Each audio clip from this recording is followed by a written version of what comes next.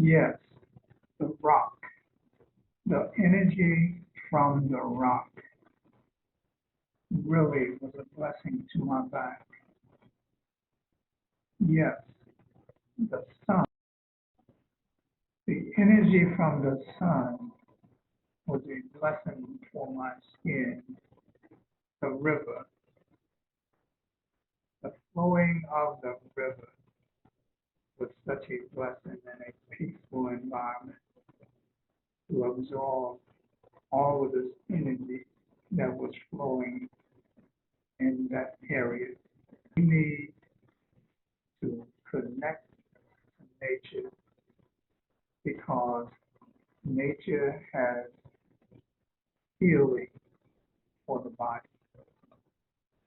So let's continue to heal and utilize the great benefits